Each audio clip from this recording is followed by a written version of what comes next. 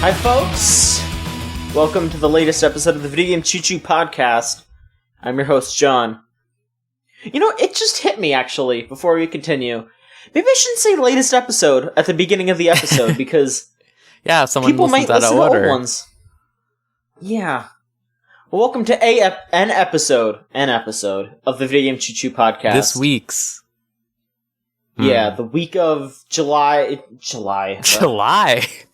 I want it to be July, because that's my birthday. Oh. No, the week of January 14th, I guess you would say? Yeah, let's do that. 2018. I'm your host, John. And with me this week is Rose. Hi, it's me. Hello, Rose. How are you holding up? I'm good. Glad to hear it. So we have been, we're slowly but surely getting back into the swing of things. It still feels like it's been ages since we've done an episode. Like, I did an episode last week, but... Yeah, I haven't been on since November. Yeah, like, it still feels like... Oh, it still feels so weird. I don't know. Game of the year, don't do it. It's a hell of a drug. I still think Game of the Year is, like, hasn't happened yet. Like, it still hasn't hit me, but it's been over for weeks. It's all out there. Yeah. People can look at all of it now. Yeah, all of it. Rose, since you weren't on last week, I guess I'll ask you, how did you feel about our Game of the Year stuff this year? Oh, it was good. I liked what we did compared to last time. It felt like a lot less violent, I guess, overall. Sure. So that was nice. Yeah. And I think, like, next year when we're able to, like, plan ahead more, like, I think it'll be even better. Yeah, for sure. Yeah. Was there anything that you, I don't know, either you think about or you regret or anything about Game of the Year that you want to discuss real quick before we move on from it? I wish that Xenoblade Chronicles 2 had come out before Game of the Year. Yeah, I felt the exact same way.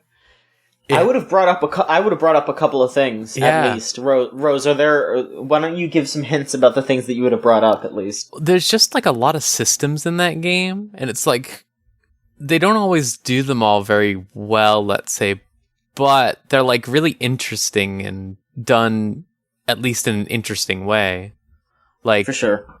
The idea of, like, I think, like, the thing I keep saying about it is that game is much like Chrono Cross. It's almost like a parody of Chrono Cross in a lot of ways. And, like, I think it's really cool to take the idea of, we want to make a game like Chrono Cross where you have tons and tons of party members. But what if you get the party members, instead of it just being, I have 100 party members I'm not using, what if it's, oh, you play a fucking gacha game to get your fucking party members? And, like, I think that's a really neat idea, because it also means, like, a lot of people get, like, different experiences when they're playing. Like, they get different party members and stuff like that. Yeah, and you can also, like, send them off on their own little missions and actually use them without worrying about just having them sit there or throwing them out. Yeah, and that's, like, that is the best thing that has hit JRPGs and just games in general recently, is the, like, Facebook game almost style, like, oh, just send them out and it's a timer and then they come back and give you free things. Like, it's really good in RPGs because you always end up losing or just having a ton of excess stuff lying around, like, be it party members or whatever, so. Yeah, I will say I do wish that the timer would, like, go down while you were not playing the game. Yeah, that's crazy. Like, Berseria has that. I don't think you probably got to that when you were playing it, but, they have... I think, I got to the part where you get the second ship and you can send people off. Yeah, I did get to that. Yeah, but, like, that goes when it's shut off, like... Yeah, that's nuts. Like, I mean, it's not that big of a deal, because Xenoblade is big enough of a game that, like, you can be like, oh yeah, this is gonna last an hour, and you're not like, oh, that's a big chunk of the game. Like, no, you just, you play an hour of that game grinding and doing missions, and it's, that's what it is. It's also still really good to be able to be shutting down the game and be like, oh, when I come back, I will have something from this thing, or whatever. Absolutely, yeah. That's just, it's an incentive to come back. Yeah. So yeah, It's still like pros and cons. Yeah, like I think that game has really weird art to the point where it's like it's either really good or just bad. Yeah. Not even just like in quality, just in terms of like design. It's just like I understand. Yeah, I talked about it last week about how inconsistent all the characters are. Inconsistent is the exact word. Like you look at like the cat titty lady. There you go. Like, you know what I'm talking about? There's a cat titty lady? Oh my god, yes. She has like a snowflake design on her. Everyone was roasting her on Twitter for like I thought she was a rabbit. I don't know what she is. She could be a rabbit. She looks terrible, is the point. Okay, cuz I was like how many big titty anime ladies? I mean, there are a bunch of big titty anime games in there. But like how many are like significant, cuz like I know that there's like the two main girls kinda, and then there's the one that everyone is roasting. Yeah, so when you said big titty cat lady, I was like, I only know one cat girl in that game, and she's oh yeah, Nia's good. Nia's like I do. My favorite character probably, other than Morag, who you'll see eventually more. I ran into him once, and that was pretty good. He's got a turtle, and it's very good. Oh yeah, Zeke. So the parody of the Pop Team Epic comic. It's God, so good. Yeah. But yeah, Xenoblade Chronicles 2 should have been out before Game of the Year. We would have talked about it. Absolutely. Like best character. Yeah, like I've finished it now, so like I have my complete opinions, and I just think good character. It's very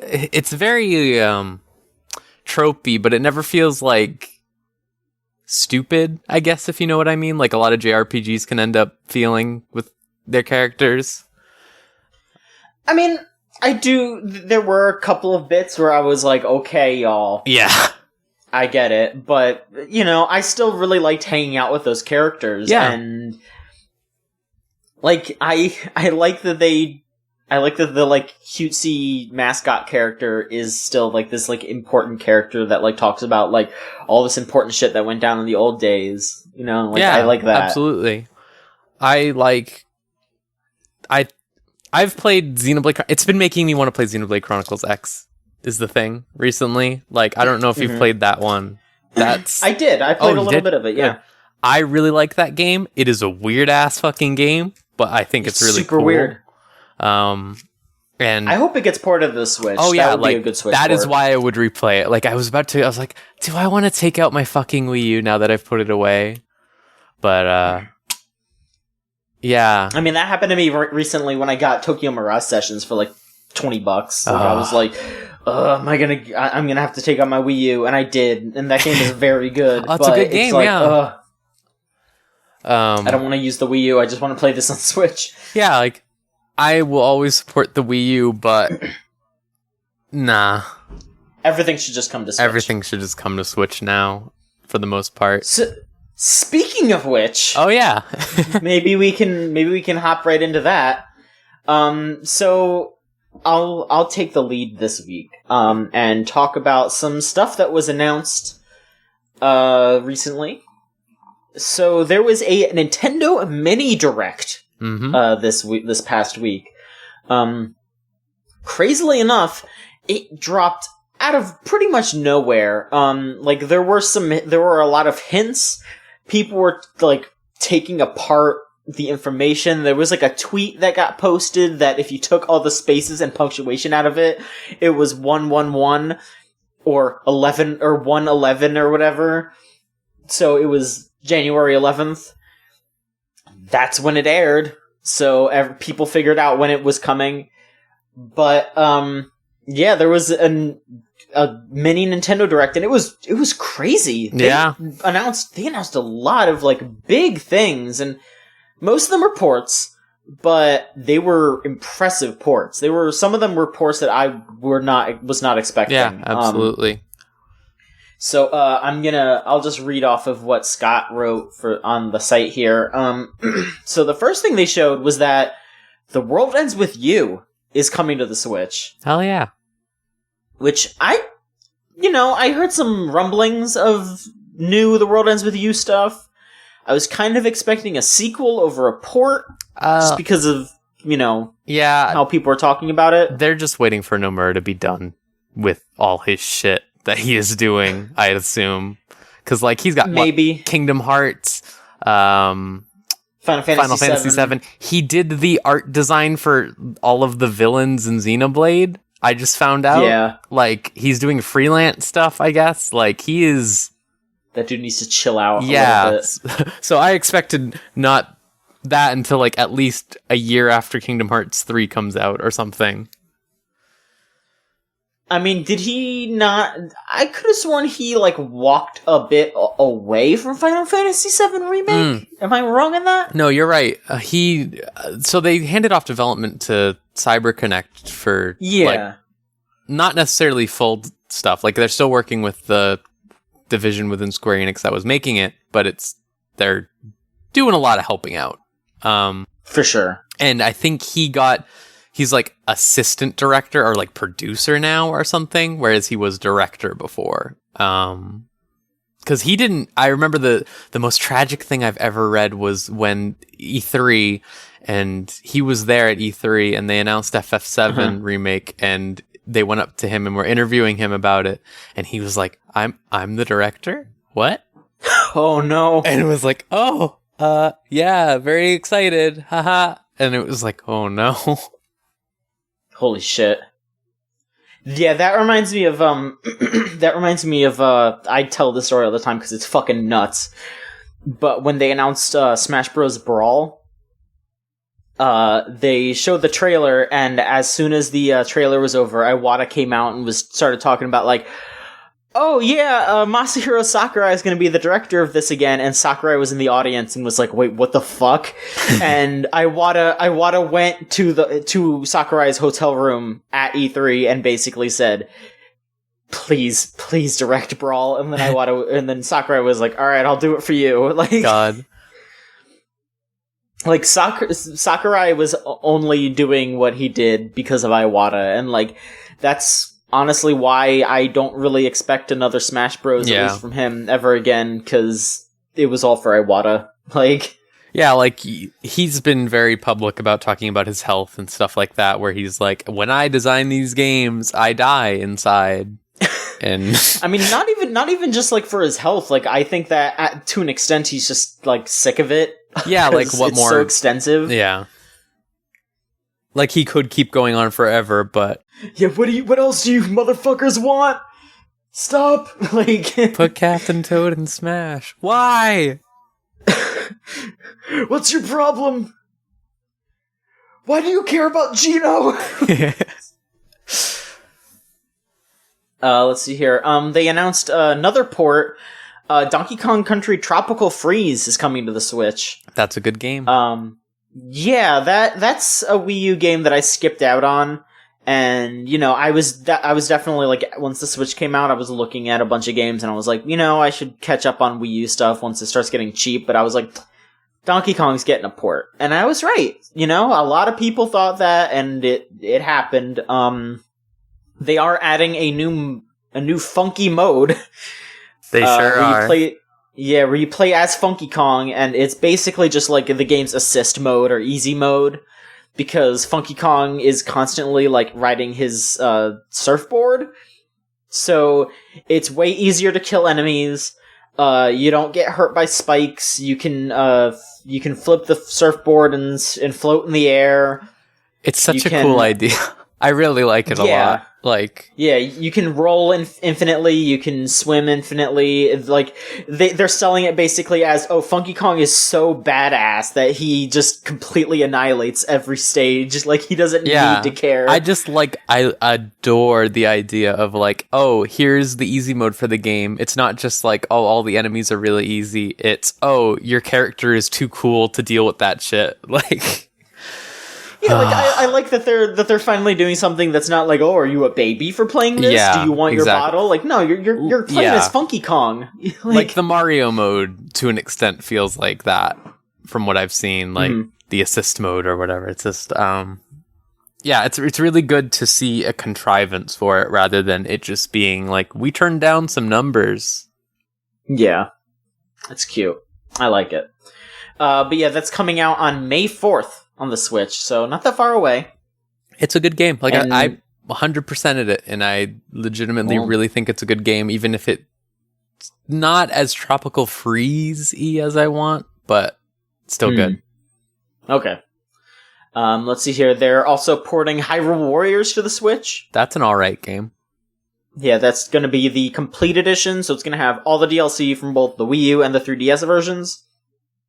As well as, I'm not sure if it's just a new costume or if it's a new, version of the characters. I think it's just a costume. I think it's just a costume, too. But there's costumes for Link and Zelda to make them look like their Breath of the Wild variants. They are porting Ys 8? Yeah, Ys 8. Lacrimos of Dana to the Switch. They sure are. That'll be this summer. I don't know anything about Ys, but the only thing I was really hearing about that game was that the translation was really bad, so I hope that they... that's the one that they reset it, didn't they? Like, they completely stopped the translation and redid it? Is that the one? I mean, that's the one where they, put the game out and then a couple weeks later said, hey, we're gonna release a patch in a few months that is going to fix this translation because everyone complained about how bad it was. They're like, yeah, this is gonna be a free patch where we redo all the dialogue and re-record all the VA and shit. Like, we're redoing all of that because of how bad this translation was. Like, that's pretty crazy. Yeah. They showed some more Kirby Star Allies stuff. That's coming out March 16th. Let's see here. Some indie games that they touched on were, I think it's called Fey or Fee? Fee? I think it's Fee. Okay, that's the EA game that kind of leaked this direct in the first place. Yeah. God. Yeah. And then also there's Celeste, which is the Towerfall people, I think? I think so, yeah. Yeah, and that is a side-scrolling platformer where you can climb on whatever, and it looks pretty good. Yeah. They are putting out some more DLC for Pokken Tournament. I've still never played that. It's very good. Okay. Not to step on your toes, but you were talking about one of the games that you're going to be talking about. I mean, it's very similar, but I almost feel like Pokken's better. Wow. In some ways, I really like Pokken. Like, that game just being written off as the Pokemon fighting game is, it's kind of a bummer because that game plays fantastically. Good. Yeah, I'll definitely pick it up at some point, but... Mm-hmm. But yeah, they announced 2 new characters. They're going to be released in 2 separate waves. The first wave is going to be Aegislash as a playable character with some new, assist Pokemon. And the 2 assists are Mega Rayquaza and Mimikyu. And Wave 2 is going to be Blastoise, and the assist Pokemon are Celebi and Mew. Mega Rayquaza seems like a bad idea. I mean, it's just an assist. It's not gonna, I don't know what it does, but, I mean, Mega Rayquaza is the most powerful Pokemon ever. It sure so is. I don't know. But yeah, Aegislash will be available January 31st, and Blastoise will be March 23rd. So, I hope that they keep putting out more DLC, maybe after this, because that game is really good, and I hope it keeps getting supported. It would be nice. I know it's in arcade machines in Japan, I know, so... Yeah, I wouldn't be surprised if they kept it up, just like what they do with the upgrades for the machines. Yeah. Let's see, Mario Odyssey's getting some DLC. Not really DLC, just like an update.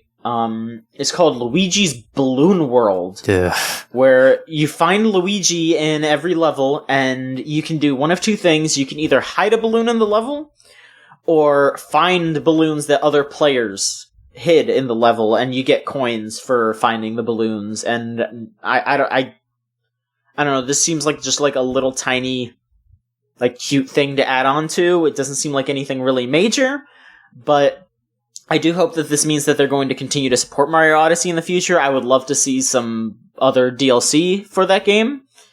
I would pay money for more worlds. I hope that they don't that they don't lean too hard in, like, putting out super extra hard difficult levels, because that's not what I would want out of that. I would just want, like, more places to explore.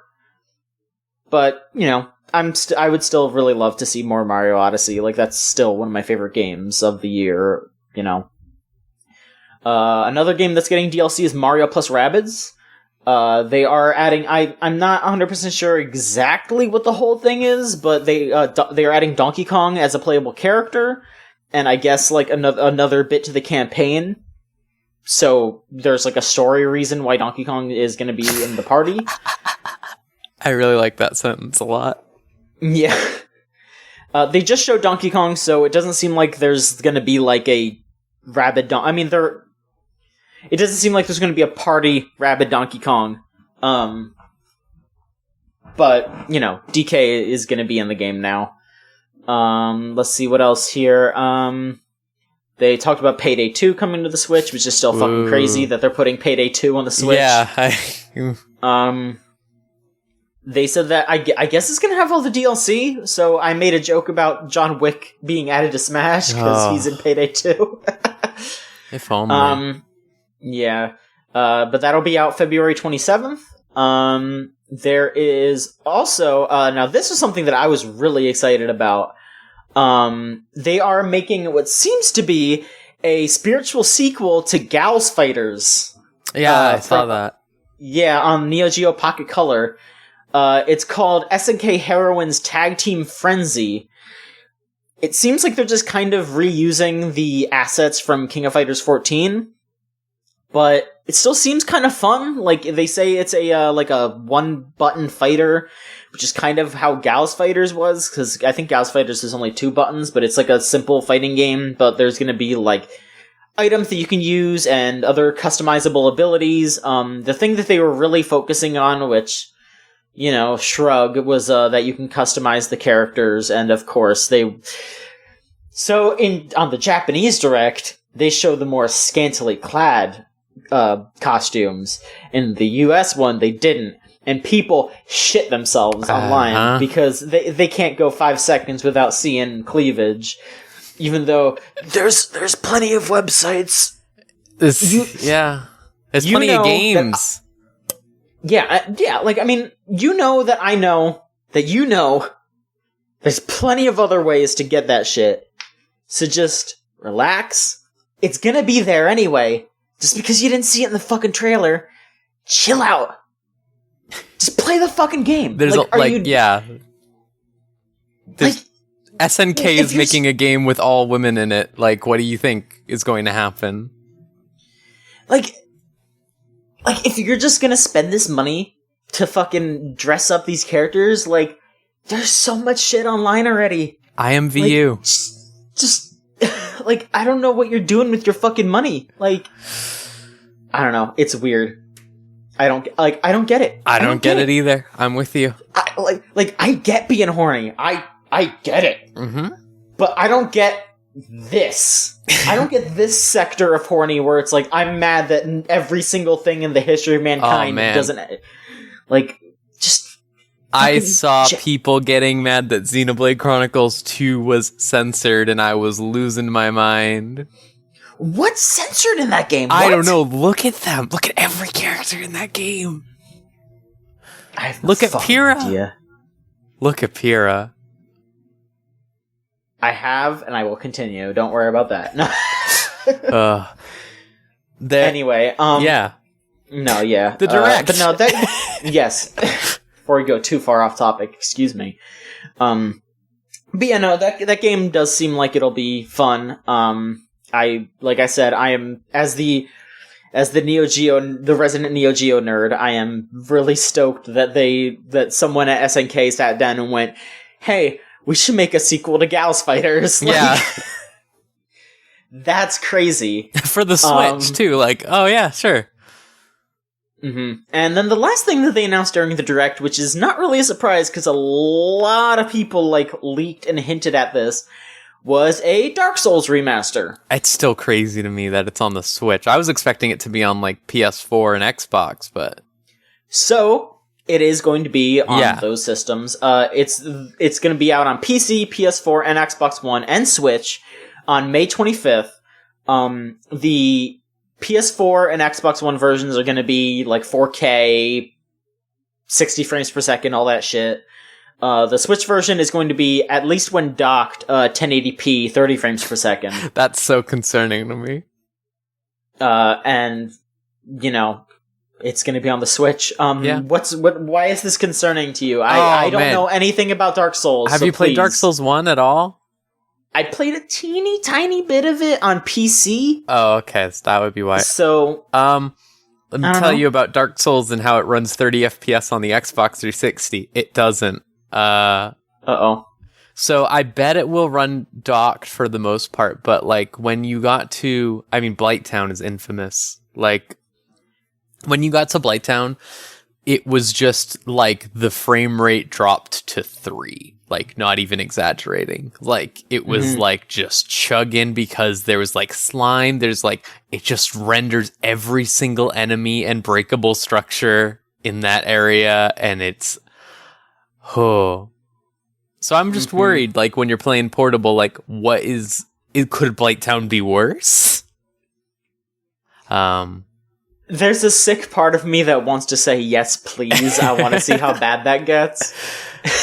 Yeah, sure. I did hear that this one is going to be on the Dark Souls 3 version of the Dark Souls 1 engine since they're the same engine or something like that. So it's just like, oh, hey, it runs a little better. Dark Souls 3 runs good, so I'd believe it. Okay. All right. We'll see how that goes. The only thing that's a bit of a bummer is that it seems like if you want to upgrade to 60 FPS or whatever for the PC version, you're going to have to double dip. Yeah, that's crazy. Yeah, that's a bit of a bummer. I'd hope they changed their mind and ended up doing what they ended up doing with the Dark Souls 2 when they added the DirectX whatever 13 version for Dark Souls 2. They were like, hey, do you already own Dark Souls 2? Do you have the DLC? Pay $5 and we'll give it to you, or something like that. Sure. And then the other little thing, because I mean, it was basically announced on the Nintendo Direct, but some other things got announced also. I guess they're putting out some gigantic, super ultra collector's edition for the Dark Souls series for like PS4 and Xbox or whatever. The trilogy box thing, right? It's $500. I don't know why it's $500. It's cool, don't get me wrong, but I don't know why it's $500. Let me see exactly what's in this box. It's like 3 encyclopedias for the games, one for each of the games. It's the games, soundtracks, and then like... Let me see this. They've only announced it for Japan, and it seems like it's only for PS4, because I think that's the only console that all 3 are out on. But yeah, so it's all 3 games. It's just about... It's actually like $450.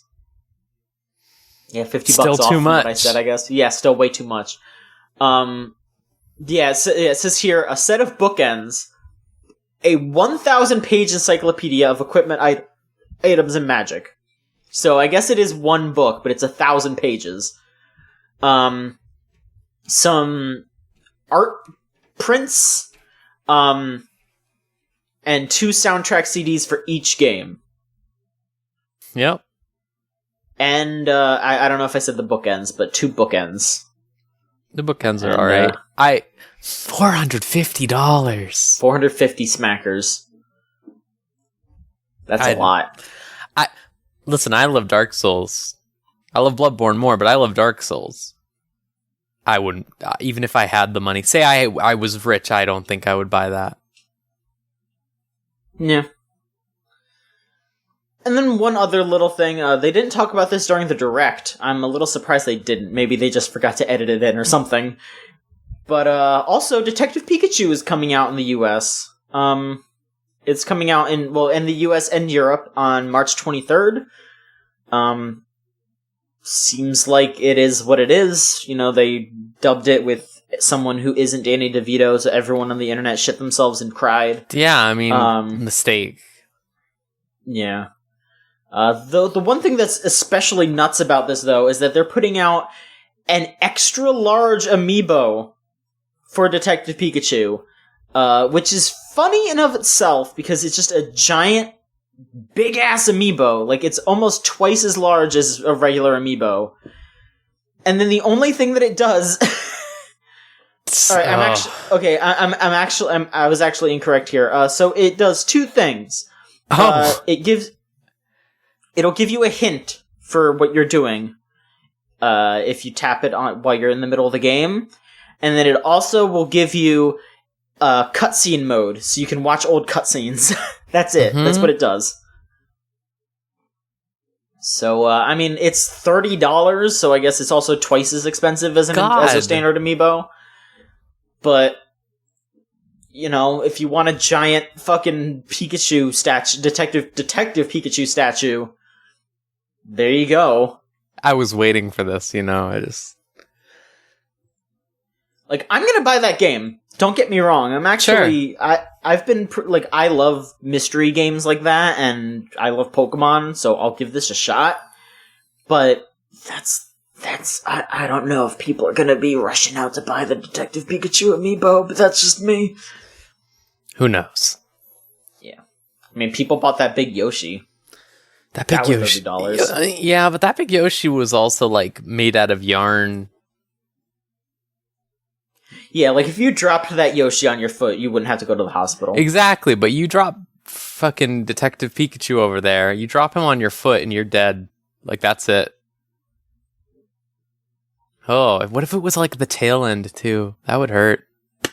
Yeah, that's not good. That's not worth $30. No. So Rose, yeah. So I guess now that we've talked about the Nintendo Direct stuff, I'll ask you, because you recently got a Switch. Mm-hmm. How do you feel about all of these announcements, and how has your Switch been treating you? I think for these announcements, that they're good. They're better announcements than what I've been hearing about the Switch. People have been saying the Switch is doing great all of last year, but I have been sitting here going I don't know, Skyrim.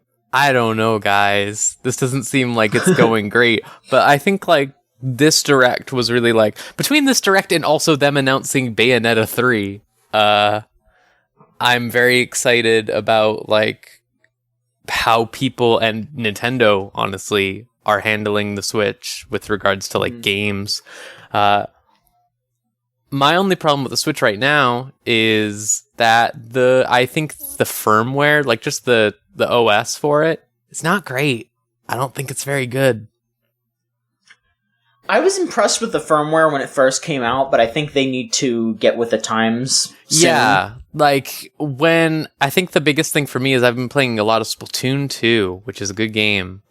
And the way that you get into parties in that game and the way that everything in that game works feels so hampered by Nintendo's misunderstanding of modern infrastructure, I guess, for lack of a better word. Yeah. So you can't make a party in Splatoon 2 unless you're only doing a private match. To make a private match, you need to install the Nintendo Switch app and then invite people from the app, and then they can join your room from the app. Yeah, mind you, the app, by the app you mean a phone app. Yeah, a phone app, not an app on the Switch or anything like that. You would literally have to download it onto your smartphone and set up all this... tiring. And then it's just for private matches. You can't bring a party into online play. The only way that you can join your friends is you go to your friends list when you're queuing up for a match and hit join a friend, and then it just puts you in this pool that you might be stuck in for upwards of 10 minutes. If no one ends up leaving that match lobby, because the lobbies just carry over from game to game. So it's just man, I just want to play Splatoon with my friends, and this is hell. It's really rough. I should say really quick, I talked about that OS leak last week, and that was confirmed fake. Yep. So, let's not worry about that anymore. That I wish it was real. Yeah, like that was basically, oh, let's fix everything, and then it's like, oh, great, it's fake, wonderful. Sometimes things are too good to be true.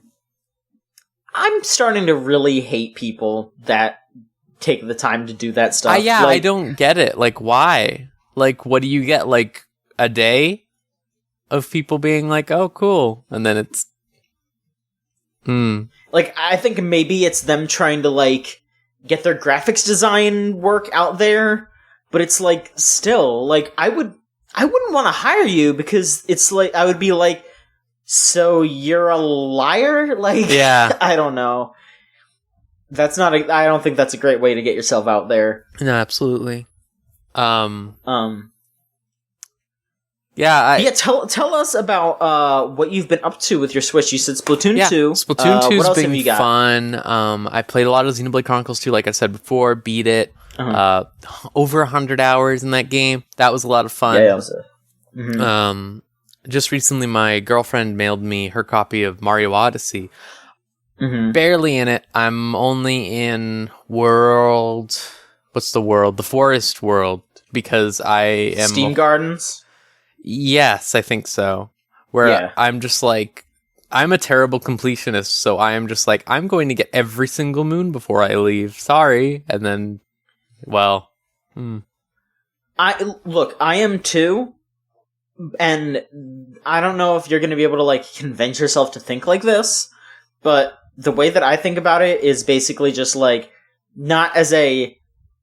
Because I think of, like, the times that I have trouble being a completionist is when it's, like, you're worried that you're not going to be able to go back. Yeah. But Mario Odyssey is designed in such a way where you are absolutely going to go back. You will always have a chance to get this stuff again. Don't worry about it. Sure. Yeah. So, I mean, you might not be able to, and I don't blame you if you can't, but maybe try to think just like, oh, I'll be back.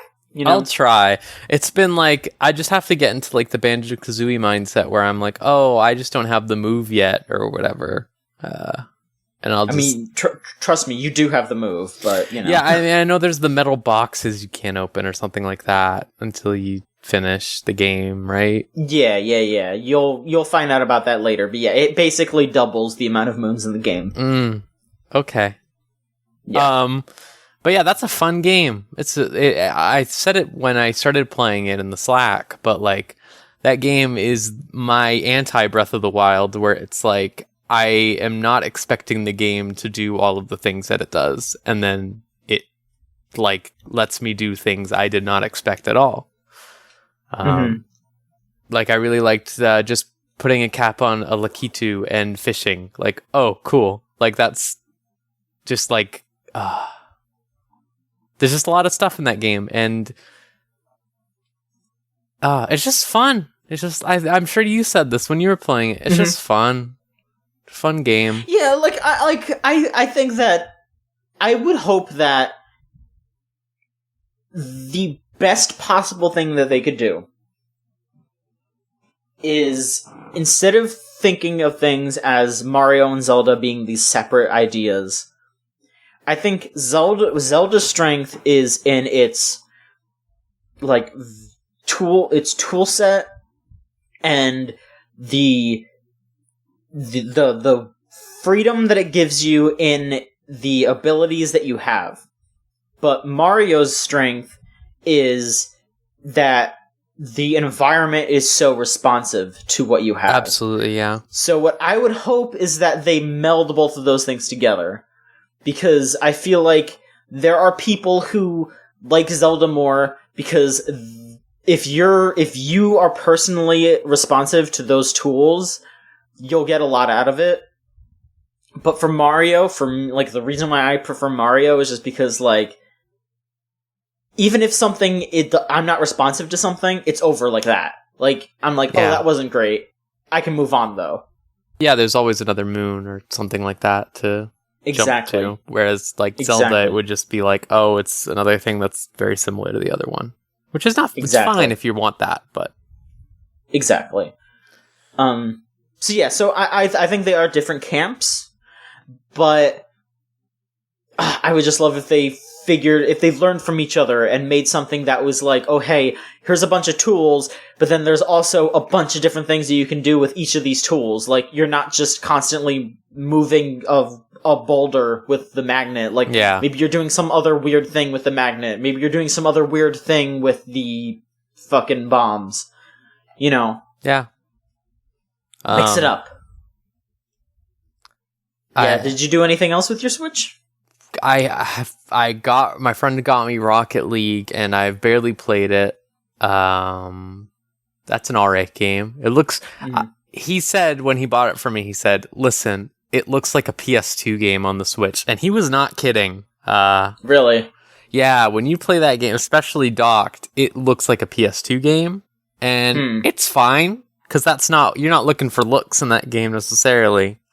It's very simple, but I still haven't gotten my full grips with it because that game is hard to control. I feel like I'm the only person who thinks this, but I've been having a rough time wrapping my head around it.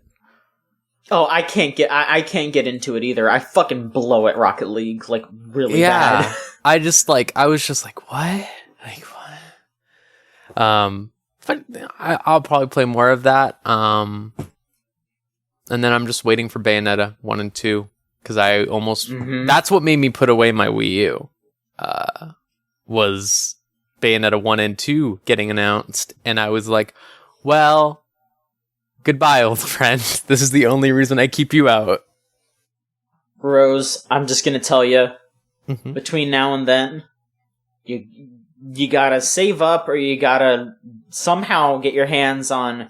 You're gonna have to get an SD card. And you gotta get that Pro Controller. Like, I know.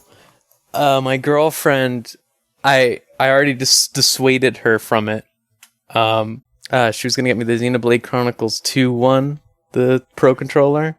But I was like, not right now. Because those are expensive. They're really expensive. But also, I played with one at a friend's, and they seem almost worth it. Yeah. No, I used it for like 5 seconds at someone's house one time, and I was just like, oh, hello. It's really comfortable. Yeah, it's honestly one of my favorite game controllers ever. Like Ryan posted on Twitter just Dark Souls with Switch controller or Switch Pro controller, and I was just like, am I gonna get Dark Souls now? Hey, Dark Souls is fun. I don't know. I didn't like what I played on the PC, but we'll see. Fair enough. Who knows? Maybe when it's like more accessible and you can play it on the go. Who knows? Maybe when it's like $10 somewhere. That's reasonable. Yeah, sure. That's one thing I like about the Switch so far is that the pricing on everything is way more flexible than the other consoles, at least from what I've seen. It can be. Yeah, like there are plenty of cases of Skyrim and Doom. Why are you $60? But yeah. There are other games like Puyo Puyo is not $60. It's like 40. It's 40, 40 yeah. if you buy 40 if you buy it physically. I think it's 30 if you buy it digitally. Yeah, that's reasonable. And then Rocket League was 20. It's not bad. Like Bayonetta 2 is gonna be you get both games for 60 again. Like, hey. Yeah. Did you play anything else? Not on the Switch, no. But it's nice. I don't know if yours does this. But mine, when I put it in the dock, it turns on my TV and goes to the channel. And I think that's crazy. Yes. Okay, it does this. Okay. That's cool. I like that. It's fucked up. Yeah. It's a little fucked up when you're, when you use your TV as a computer monitor, but, you know. Ooh, yeah. That's fine. For sure. It's okay. I won't die. I guess I'll just talk real quick about the one game that I've been playing recently. I got a little bit into Mighty Gun Volt Burst, and by into I mean I tried a bunch of the, and by that I mean I tried a bunch of the levels, and I fucking suck at that game, and I couldn't beat any of them. It's really hard. Yeah, it's really hard. But it is very good. So if you like Mega Man, you would be remiss to miss out on that game. Yeah, I have a friend who adores that game, so I've heard all about it, and I think like the original is Azure Striker Gunvolt was the other one. Was basically people when Mighty Number 9 came out, everyone was like, "Hey, this is like, do you want the good Mega Man game? Go play this." Well, yeah, because it's like, yeah, Gunvolt came out like a bit before Mighty Number 9, I think, or at least the first one did. Yeah. Which is why, like, up until that game came out, I had like the slightest bit of hope for Mighty Number 9 because Inti Creates has such a good track record, and they still have a good track record. Like, Mighty Gunvolt came out after that. They recently put out that Blaster Master remake, and that game is really good. Like, they make excellent games. They did Mega Man 9 and 10. Yeah. Like, I trust them, you know? Like, some shit went down during Mighty Number 9's development. I don't know what exactly, but it's pretty obvious. Yeah, so, you did play some other games, though. I did, yeah. So let's talk about those. Okay, so I'm getting into Tekken, because it was on sale. Yeah, you just recently got 7, right? Yeah, I got 7, which is the newest one, I'm pretty sure. Yes. Yes. I've never played Tekken, so I'm not big on fighting games, as I've told you before. The only one I've ever played was Skullgirls, but I did play Skullgirls a lot. So I have no idea what I'm doing or what any of these people are. But it's fun. It's a really fun game. I've been playing as Lucky Chloe. And that's cool. As you should. She's really fun. I've tried like 10 different characters, and honestly, I thought they were all fun, even if, again, I have no idea what I'm doing. None of the moves make sense when they stood there in the move list, and it intimidates me, but I'm still trying my best. I'm sure you'll figure it out, Rose. Don't worry about it. It's just because Skullgirls is super easy, like super duper easy. So, like, with that, it was just like, oh, I just do quarter circle, 1 button. But now it's like, do a backwards quarter circle and 2 buttons consecutively. And I'm like, oh. But it's fun. Rose, you haven't played a King of Fighters game. Yeah, yet. don't even... I've seen it. I've seen them. I know... Geese is in that game. Like... Yes, yeah. That's cool. I said it on Twitter, but the reason I ended up getting Tekken 7 when it was on sale was literally just because Noctis is going to be in it, and I'm like I just like Noctis. No hate. And I think that just Geese Howard is like an incredible pull to put in that game, and I think that's really cool. As someone who's watched a lot of King of Fighters, at least, I think he's a better fit than Akuma. Like, Akuma's funny, sure. But yeah, Akuma's funny that he's in there, but fucking Geese Howard, like, yeah, like I could see him just like him and Heihachi just beating the shit out of each other all day. Like, yeah. I'm interested to see what other guest characters they get now that they have Noctis and Geese Howard, which is I don't know if they're doing any more guests. I think they said that they're done with guests. Oh, okay. All right. Yeah. Well, I'm happy with there's so many characters and I still haven't played a lot of them, but I've played Nina Williams, I've played Asuka, I've played what was her name? Josie. She's fun. Oh, yeah. And then Leia. Josie Rizal, yeah. And those are all fun. They're all fun in different ways, and that's what I like. For sure. So I'm excited to play more of that.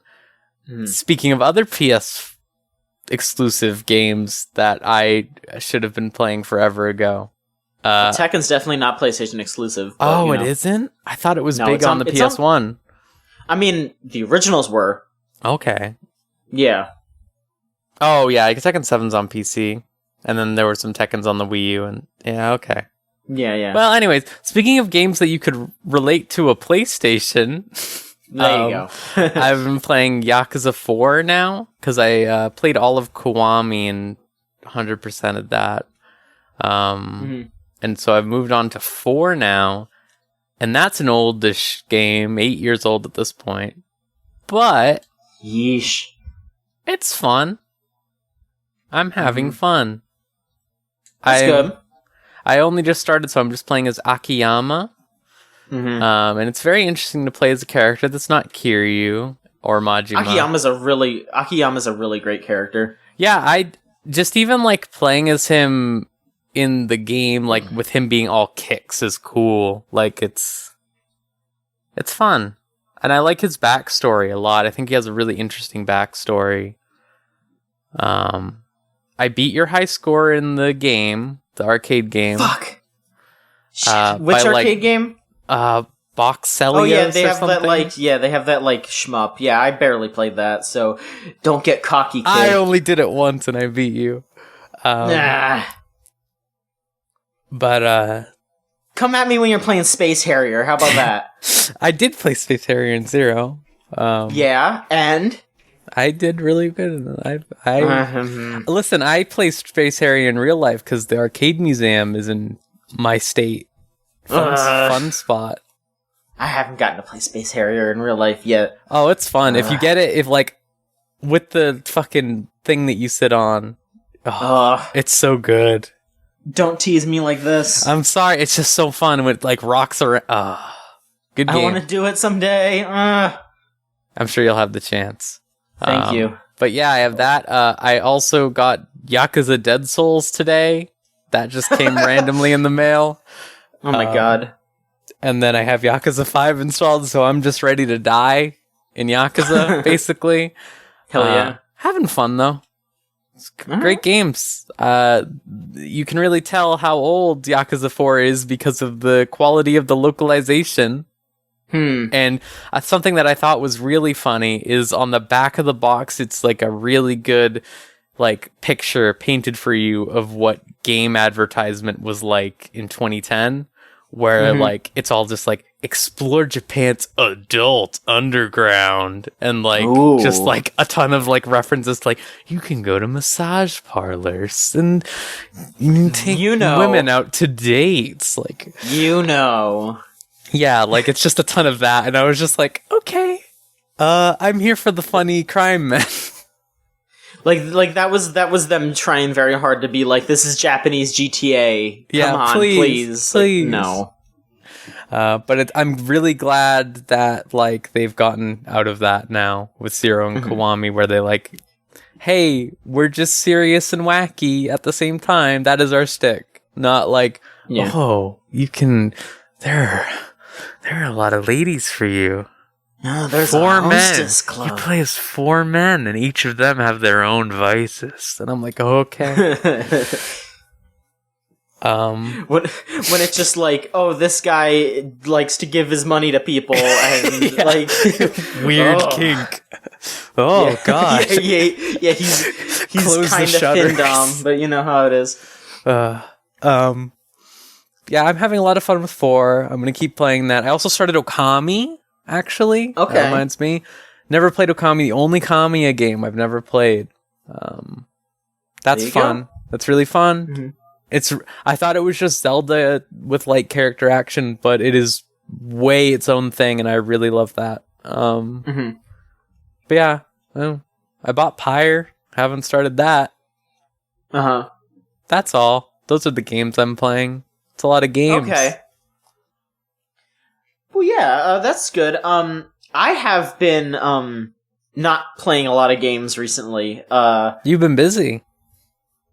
Yeah, I've been busy working and doing some stuff here and there, but in my free time, because I've been trying to just chill, I've been watching a lot of anime. Oh, same, dude. So I guess You know what I guess I could do? I could do my, like, impressions on a couple of episodes of stuff that I've watched that's new. Sure. So I guess I'll just kind of say that, most of the, like, current season of anime stuff that I've been watching, I haven't really liked, which is a bummer. The two shows that I've given a shot already are, the Junji Ito collection and Pop Team Epic.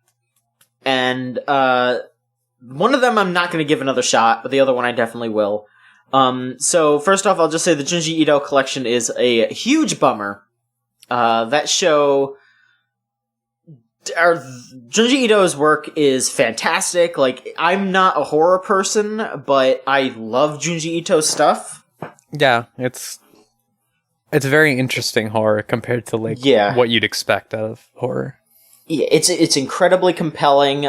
He is the master of, I don't even want to call it a jump scare, but it almost is. Like, it's crazy that he can make jump scares in a book. Yeah. But he does it, and it's incredible, and it's always super interesting. I love Junji Ito. That anime doesn't do it at all. Doesn't do it for me at all. That's disappointing. Yeah, it has very bland colors.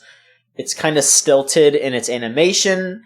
It doesn't really carry over any of the, like, flair that Junji Ito has. It's just not what I wanted out of any kind of Junji Ito adaptation. It's a huge bummer. I really didn't like it. That's a shame, because you'd think, like, you get the shot to make a Junji Ito anime, and you'd be like, oh shit, this is the time, right? And, like, try to go all out on it, but...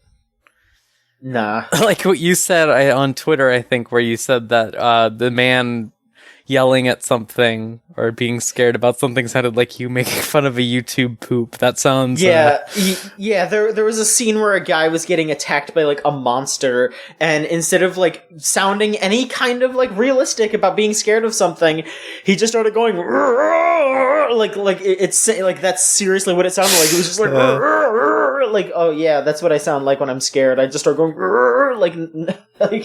Yeah. It was not good.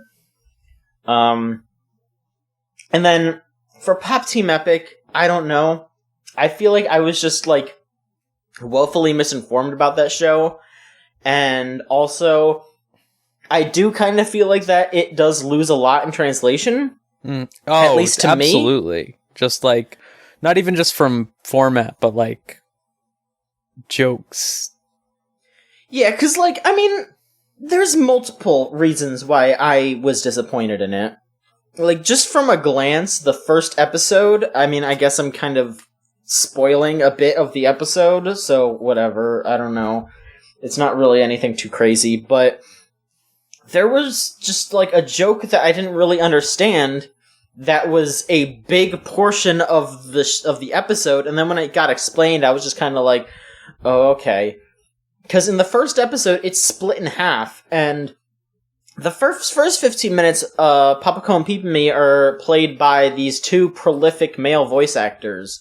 And because I haven't read every single comic, I didn't know what the fuck was going on. I initially thought that they just cast men to play them, just because, and I was like, this is really stupid, fuck this. And then someone brought up a comic where in one comic they mention, oh, if we ever have an anime, let's get these guys to voice us. And I wouldn't have known that, you know? Like, yeah. It's kind of... Like, it's kind of funny now, because, like, it was from ages ago before they knew that they would ever get an anime, and that's kind of funny. But in practice, it's just kind of like, okay, whatever. And then the second 15 minutes is them being voiced by their, I guess, actual voice actresses. And it's the exact same clips, is the exact same show, but just voiced by women this time, and, you know, whatever. I mean, there's also some other stuff that I didn't really pick up on, like, there's an extended scene that was, like, I find it kind of funny now that I know, but I didn't really notice because I don't know all the studios, but, like, the people that did Galo Sengen animated that, like, really crudely animated bit, and I didn't pick up on that, because I don't know studios, but now that I know, I'm just kind of like, okay, that's the Galo Sengen people, that's kind of funny. I don't know. It's weird. Yeah.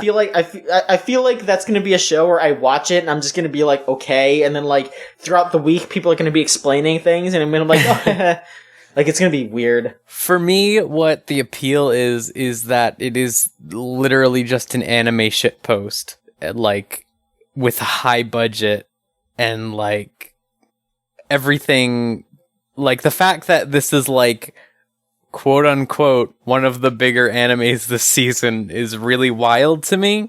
And I appreciate that at least shit like this can get made. I guess, like, wow, some things are possible, I guess, is what I view that as. Like, how did this little 4-coma become a fucking 30-minute anime? Yeah, how did this dumb comic that most people knew the artist from drawing Chen on a bike, like, now it's this huge thing. Like, I'm happy for them, you know, but I don't know. It doesn't seem like it really fits what I expected. And again, as someone who I guess wasn't in on most of the jokes, it just kind of flew by me. But I'm willing to give it another shot. I'll give it some more episodes. Like, there were still bits of that show that I laughed at. Yeah. Don't get me wrong. But, I don't know. I guess I had to kind of temper my expectations in a way. We'll see as it goes on. Like, I cannot imagine they do the same jokes twice, is the thing, based on just... For sure. Yeah. So I guess the the anime that I can speak a good amount about, though, I've just kind of been holed up in my room watching a shit ton of Dragon Ball Z Kai. That's how it goes. That's the best time to watch Dragon Ball Z. I mean, I mostly felt like this because Dragon Ball FighterZ is coming up soon, and I want to be able to... I mean, I guess I should put as much effort into my Dragon Ball FighterZ homework as I should for my Pop Team Epic homework. I should read all the comics. But no, I've been watching Dragon Ball Z because Dragon Ball FighterZ is coming out, and I want to be able to be like, oh, that's from this! Oh, that's so cool! You know, I want to brush up on my DBZ a little bit. But it's so good. Oh, it's so much fun. It's super stupid. Yep. If I have to hear someone talking about a power level again, it'll be way too soon. God, for that, like, first while, they really just keep saying it, and then they never say it again. Because everyone has a fucking scouter, and they want to make it look so cool when Goku's powering up and Captain Ginyu's sitting there being like, 100,000! 110,000! What? Like, yeah. It's super good. It's something that works really well in manga when you're padding out chapters, and then in an anime, it's kind of like, oh man, this is going. But, no, yeah, I just mentioned Captain Ginyu. I just finished the Ginyu arc there, so that was really fun. So I think it's just like the end of the Frieza arc that I have left. I don't really remember. I watched DBZ when I was a kid, like when it was on Toonami, like originally the original dub, when it was actually taking 3 episodes for someone to charge up. It's not even a joke. It's not, no. But yeah, I would just recommend to watch Kai. That's very fun. They do some like I miss some of the old music, definitely. Like I like whenever a Vegeta scene is on, I usually just like pause, go onto YouTube and listen to like the old Vegeta theme, like the fucking like bells. Like, oh god, that's so good. But like they did some okay choices too, like I don't know if you knew this, but in Japan the Ginyu Force straight up has like a Sentai theme song. Yep, and they brought they brought that over for, I mean, they like translated it for Kai, but I was fucking laughing my ass off because I was not ready for just Toku Sentai, like, oh my god, it's so good. Like after I've been watching it for a while, like I straight up went on eBay and I was like, oh, I could get a scouter for like $20. You know, like you could, yeah. I could go to a con and bother people and press a button and have it go like that's good. Yeah. But yeah, no, that's basically all I've been doing. You've been watching some anime though. I've also been watching some anime, and I'm watching a few new ones. I have a couple more to watch. Like I'm looking forward to that Trigger A1 show. Darling in the Franxx. Yeah, because that's me. I do that shit. No. I'm gonna watch Violet Evergarden Green. Violet Evergreen. I don't remember the name. I think it's Evergarden. Evergarden, yeah. That one's out on Netflix. I think that's already out. I'm gonna watch that later. Mm-hmm. Those look good. Here's what I've actually watched instead of what I'm going to watch. I watched Sanrio Boys. Yeah, okay. That's good.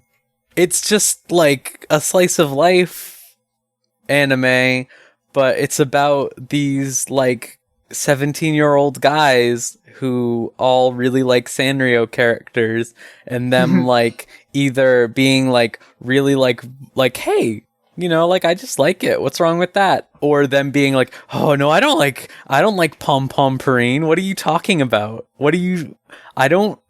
And then like back to his house, and he like has like a ton of Pom Pom Purine stuff.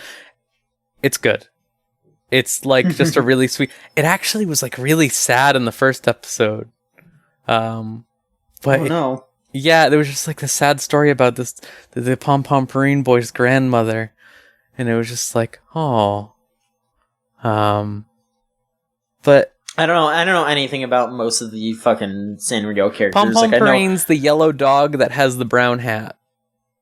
See, I don't know who that is. I know. Well, I know his Hello most Kitty. attractive feature is his butthole, is what the anime taught me. Ah, okay. Yeah. Yeah, like I know Hello Kitty. I know Baritsumaru. I know. I think My Melody is the bunny with the pink. Mm-hmm. Yeah.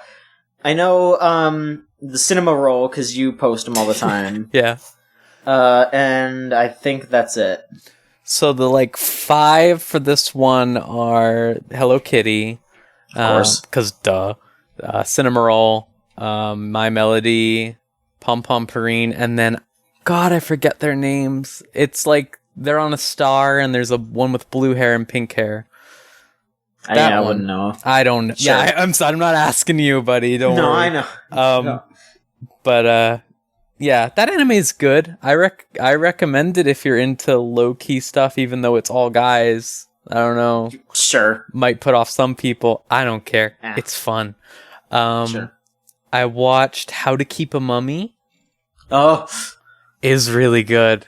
It's just how I feel. You know how I feel about mummies. Oh, yeah. I will not back down from my stance. Well, this one's really cute. It's just like about. I'm assuming it's a light novel series, but it's just about this. That's how they get you. It's just about this boy, and his father is some sort of weird explorer, and he sends him home one day this giant like coffin, and inside the coffin is a mummy that's like 3 inches tall, and it just like goes around, and it's just like this most adorable thing in the world. Mm-hmm. And the entire first episode was just like him being like, how do I feed a mummy? And like, how do I, like, what does a mummy do? What is any of this? And it was just like really cute and fun, like seeing like, oh, the little mummy's drinking water out of a water bottle cap. Like, oh, my heart. And then... Okay, so do they explain like why the mummy has to eat and drink? No, they don't. Okay. It just, like, all of a sudden is dying on the floor because it's hungry. Oh, no. Yeah. Wait, no. Yes. No, that's good. No, well, that's it's good. already dead. I don't know what it is. It's really confusing. Apparently, all of the other characters in that show end up having little animals, too. I'm just along for the ride. All right. That anime's cute. Okay. God, what other new anime did I watch? There's one other one. I mean, there is one that we both watched, but I wanted to let you talk about it because you finished it. Devilman Crybaby. Oh, yeah. Okay. So Devilman Crybaby is fucking great, and it's exactly my shit. And so how much have you watched, John? I watched through episode 5. Okay, that's a good episode. Yeah, that's that's a wild episode. That's like the wild episode. That's like my favorite episode, probably. Okay. I think that this is like, as someone who is also currently watching the English dub for the original old like 90s OVA for Devilman with my girlfriend, because she's like, haha, oh, it's so funny. This is like a really good adaptation of Devilman. I would say probably the best, because they've like cut the bullshit out, basically, like completely, to the point where it is just all like, what do you want out of this? Here it all is, like, all at once. Like, it's super stylish. Like, the art style is just like really its own. Like, you look at it and like, it's so colorful, but like not like pastels, like really like dark, moody colors. And the soundtrack is like Hotline Miami, basically. Yeah. And it's just like, it's a lot of fun. And I've also appreciated from my corner that they actually have like gay shit in it. I don't know if you've gotten any of that yet, but I haven't yet, so don't spoil how it comes to pass. I won't spoil like any of it, but it's really good, because in the original it was like very like forced straight, if you know what I mean, where it's like, oh, and now the girl loves him, yay, the end. But now it's like, oh, actually, like, here's what's going on. Okay, you'll see. I really like it a lot. I'm really glad that it exists. I'm glad that Netflix is like, because for a while when Netflix was getting anime, like, it was just sort of like, basically like the anime strike thing, where it was like, oh great, I'm not looking forward to this, because like they had stuff like Little Witch Academia season 2, quote unquote, the second part, didn't come out for straight up like months, even though it had been out in Japan.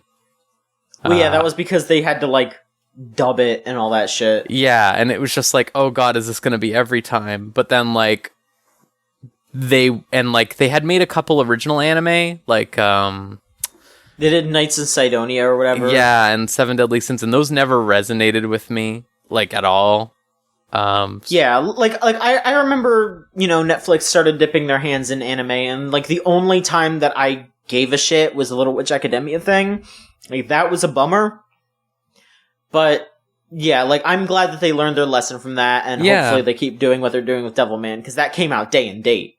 Yeah, and that was like fucking great. And like now, like, Violet Evergarden's gonna be simulcast apparently, like on Netflix. Like, that's cool. Like, I am way into, like I said earlier with the Pop Team Epic thing, basically, like, these anime that are really, really good, but also definitely would not have existed without, like, the internet, etc., etc.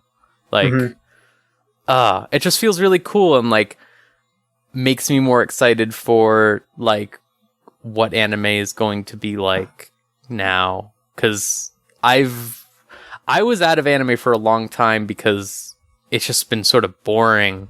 But recently it's been getting good. Yeah, it definitely has. There's a lot less Sword Art Onlines.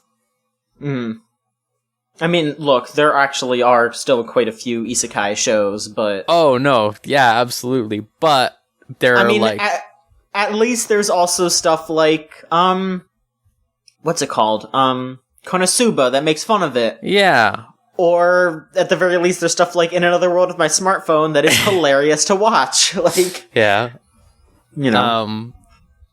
It's just, like... It's good that instead of it being like, oh, there are like 5,000 Sword Art Online anime things all at once, and then like 5 good anime, it's like, well, there's like 1 million of those, but there's also like 1 million good ones too, like, actually. Yeah.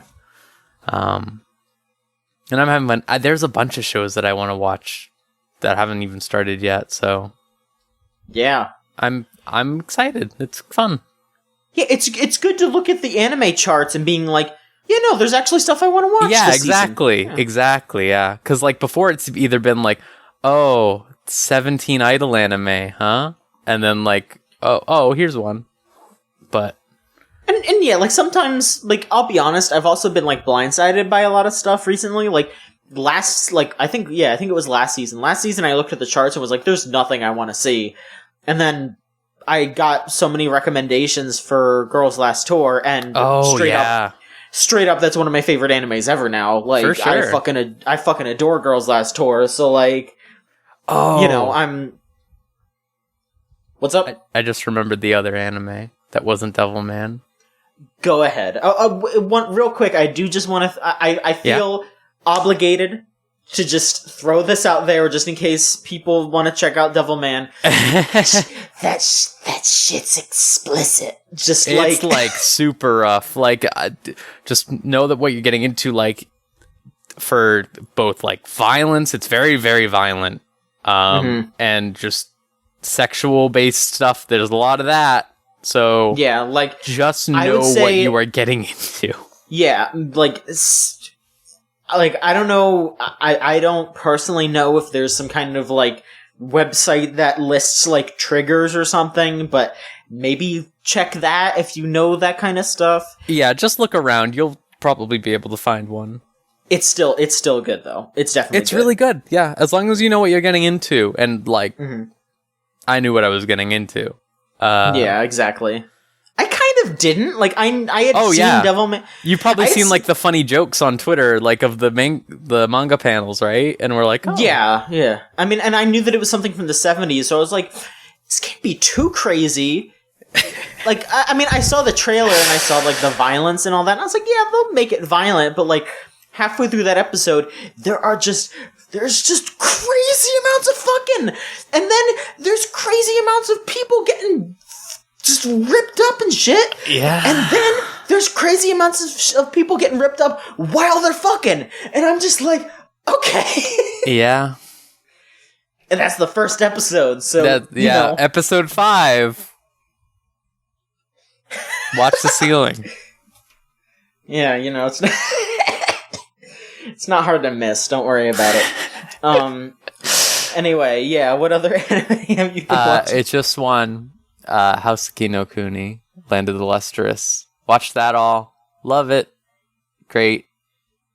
I watched the first episode of that, and that was just super impressive. Like, I was so ready to just like completely write that off because it was CG, but they finally made a CG anime that doesn't look like shit. Oh man, like that is exactly what my thing was I was like, oh great, a CG anime, and then I watched it and I was like, holy shit, like what? It's gorgeous. It's crazy. Like, man, like I think like a friend pointed out the other day, like the coolest thing that I really like about it is their hair, because all the characters in that show, if you don't know what it is, it's about these like gems, these like people who are made out of like gemstone basically, and their hair like reflects onto their like bodies and like lights them up, and it just looks like so cool, and like everything just looks so cool. Yeah, I was so impressed. And like all the characters are really expressive.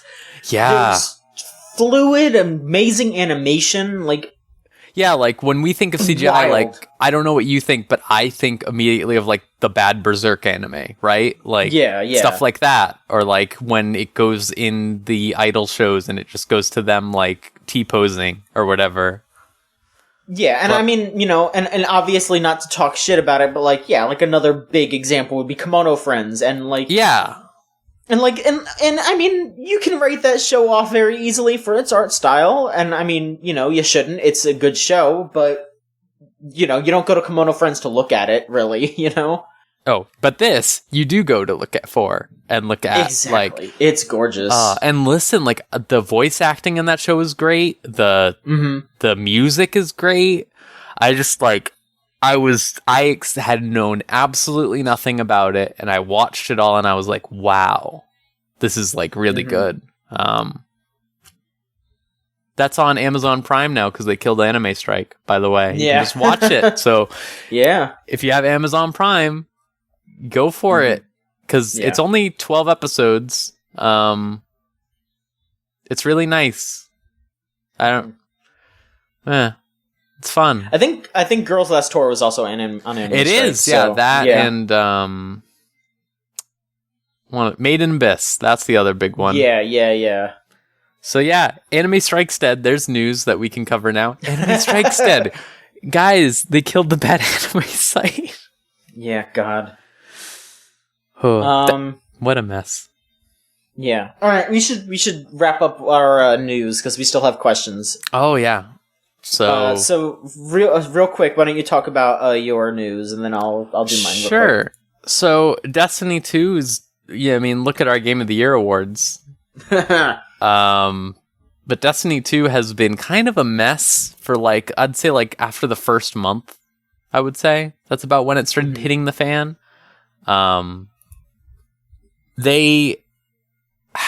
Bungie's had this problem for years where they basically just don't communicate at all. So people have been complaining about stuff like, oh, well, the microtransactions in this game are terrible. The most recent season event, I don't know if anyone talked about it when it was happening, but they put out their Christmas event and you could only get the Christmas stuff by paying real money. You couldn't get it through playing the game, which was crazy because Destiny 1 just let you get that stuff. So they put out a blog post today that was hey, so here's actually a roadmap for all the stuff we're going to do to change it.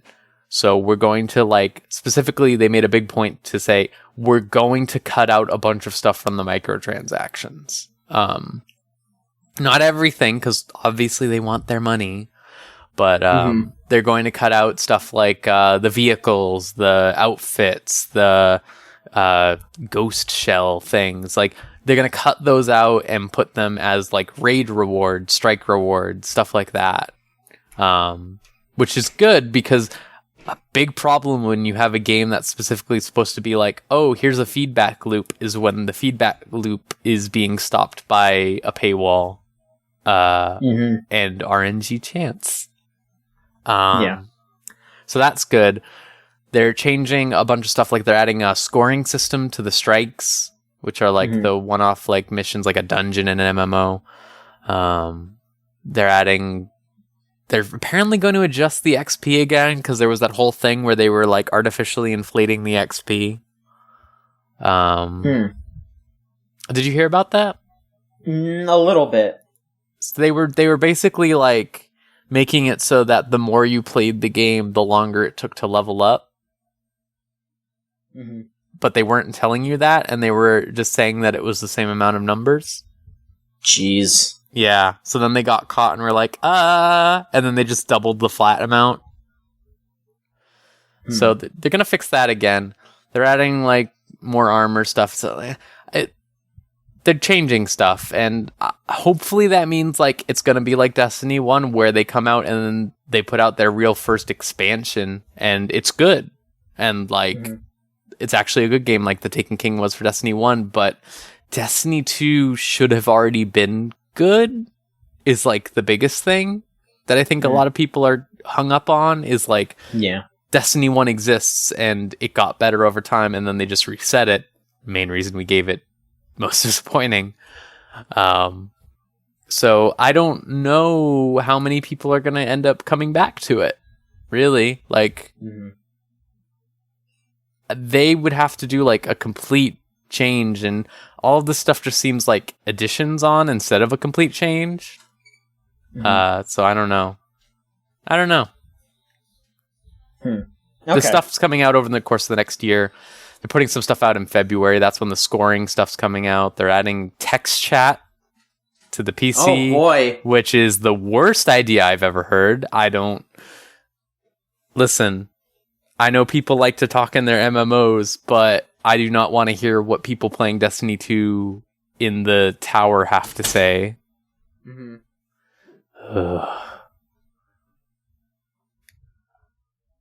But yeah, that's all coming out over the course of the year.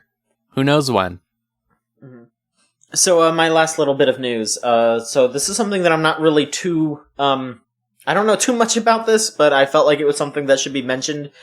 So they officially released Yume Nikki on Steam. Yeah, they did in 2018. In 2018. If you're not aware of what Yume Nikki is, it is a very niche Japanese horror indie game that came out like 10 years ago. That it's just about exploring very strange environments and interacting with them in weird ways. That's basically all you do. It's technically still only in 0.1. Like, it's not complete, per se. So nobody knows if it will ever actually be complete, if it will ever hit 1.0, who knows. But they released it on Steam, and then Kadokawa posted a countdown website that ends in like 2 weeks or something like that, that is supposed to be announcing some new Yume Nikki thing. So some people have data mined the website, and there's also been some murmurs for years. Like, you mentioned that there was some talk a while ago that they're going to make an anime OVA. Yeah. But some people data mined the website and found some, like, portraits of some of the characters. So some people are thinking they might make a visual novel or something? It would be interesting. I don't know how that would work. Like, I don't know how Maritsuki would be a visual novel character when she doesn't talk and all she wants to do is stab shit. I don't know. Yeah, they might, like, just be making a game where they have portraits or whatever when you interact with stuff, like maybe like a full remake or something like that. Who knows? I don't know. I couldn't tell you. I don't really know too. I don't know too much John, about Yume tell Nikki. me all about it. Okay. So all I know is that she sleeps and shit happens, and she's got a knife. That's what I know. And people like to post that picture of her puking. Like that's They sure it. do. Doki Doki Literature Club likes posting them. God. Alright, yeah, that's about it. Let's move on to questions. I got the questions up right here. If you'd like to send in a question, please feel free to send that to our email address at podcast@videogamechoochoo.com or videogamechoochoo.tumblr.com/ask, which is our Tumblr. And we got 2 questions from Tumblr user Shoeless, who asks, the first one is, and this is a good one, what kind of Dark Souls character would each Mario character build if they played it? Who? So I don't know much about Dark Souls, so I'm going to kind of pass this over to you. Alright, easy. So first of all, Mario's just like a fool. He's just going for the straight longsword shield. Like, right? Like, he's Mario. Like, he doesn't want to think about it. He just thinks, oh, this is the default way to be. Classic Mario. That's how it works. Luigi's gonna try to be, like, sneaky. So, like, he's gonna level up dexterity or whatever and use a bow and then, like, maybe some knives. Mm-hmm. Okay. Princess Peach? Havel's set. You know, the big armor? All the one they're wearing the gigantic, like, ridiculous, huge armor? That's Princess Peach. Waluigi? Waluigi's gonna be, like, one of those weirdos who takes off all their clothes and, like, has a club or something like that. That's definitely Waluigi. Yeah, I could see Waluigi being in, like, one of, like making those fucking YouTube videos where he just, like, goes up to people in the middle of boss battles and just, like, shakes his arms around. Yeah, that exactly. would be Waluigi. Yeah, that would be Waluigi. Wario is just some dude who follows whatever build is, like, the most popular PvP build. Uh-huh. Because he just wants souls. It's like money. What are other Mario characters? Yoshi. Oh. Yoshi would probably just do a magic character because he wears the cute little magic outfit in Mario Party 2. I'm just working off this logic. Okay, sure. Bowser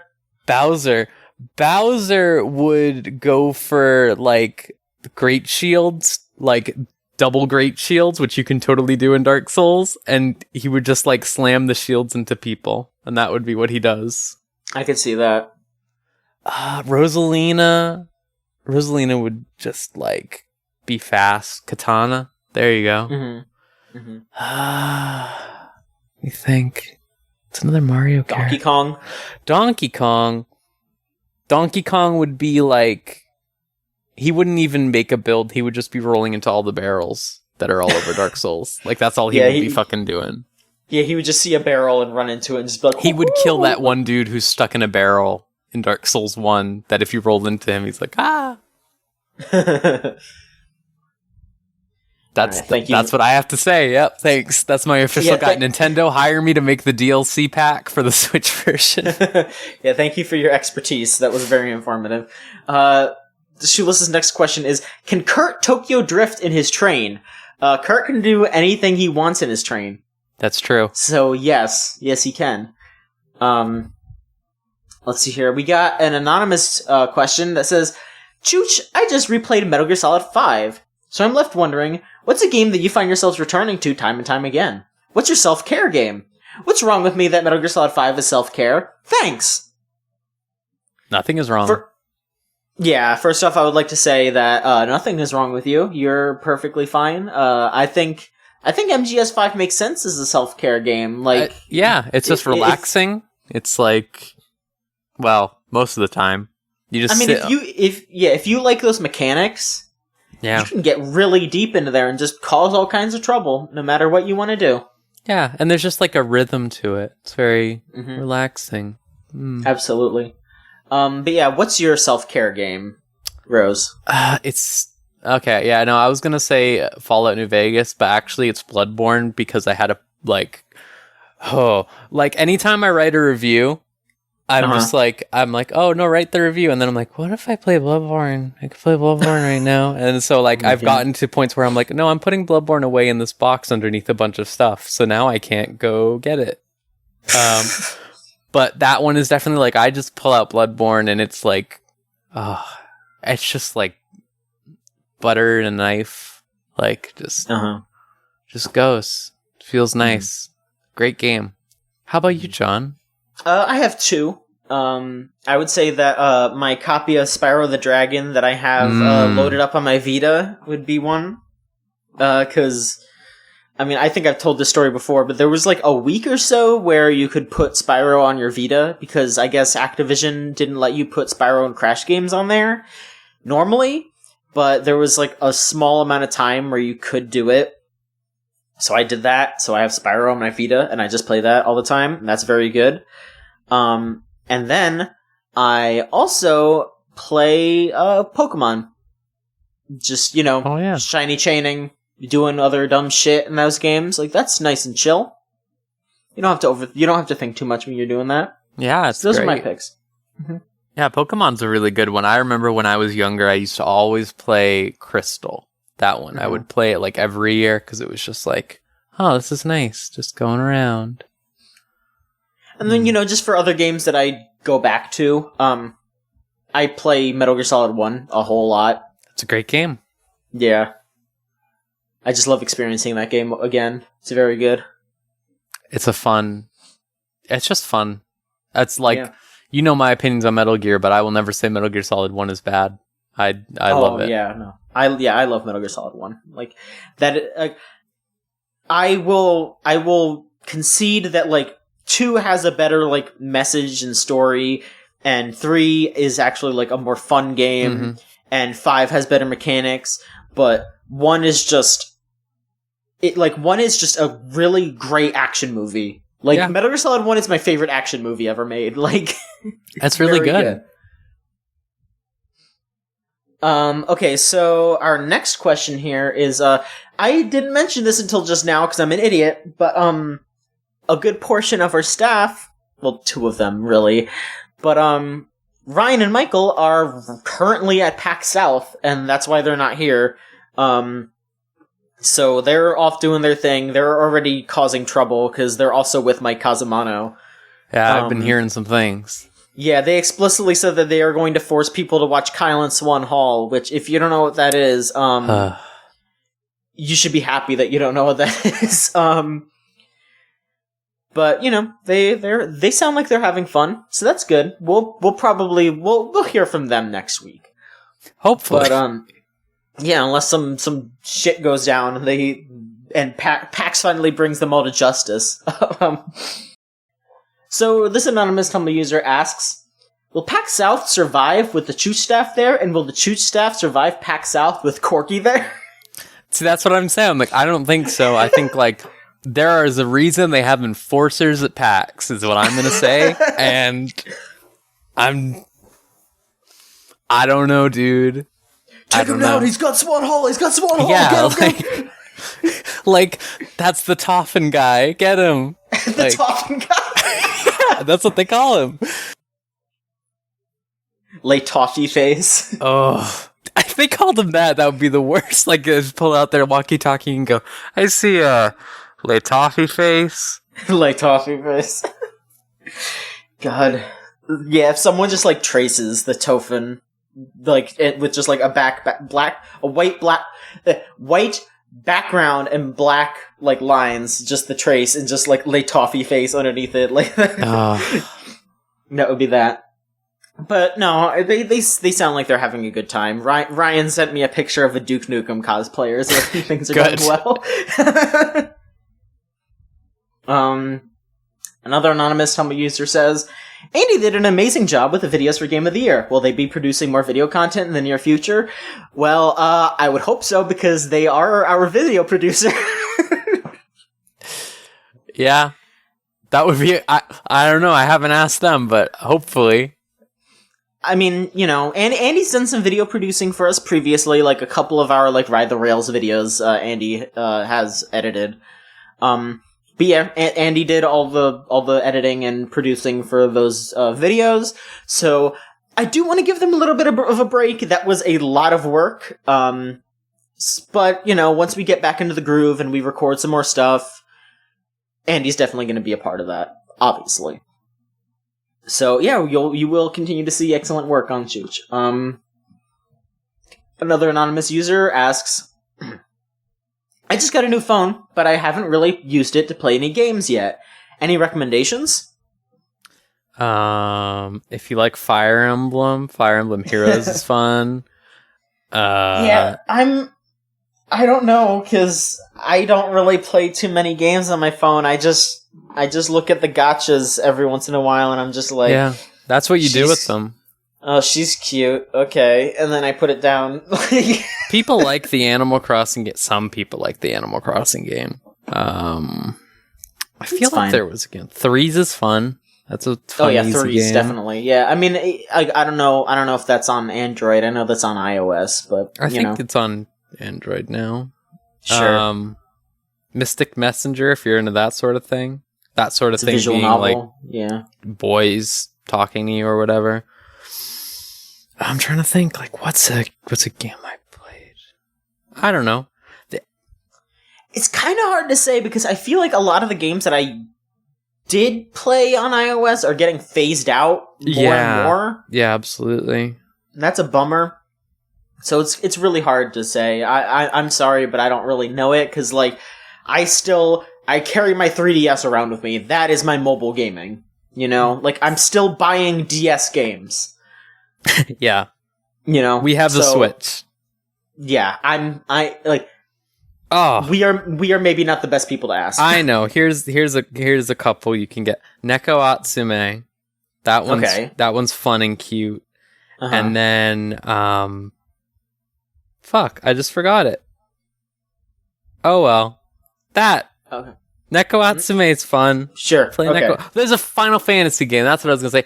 Any of the Final Fantasy games, like, they're all on there. Like, up to, like, 7, I think, is on there. So, like the actual Final Fantasy ones, not the, like, crappy, not like Brave Exvius and Mobius. There is, like, there is one that's alright. It's like Final Fantasy Dimensions or something. It's any of the ones that have, like, a price point on it. Those are the ones that you, like, look at and go, good.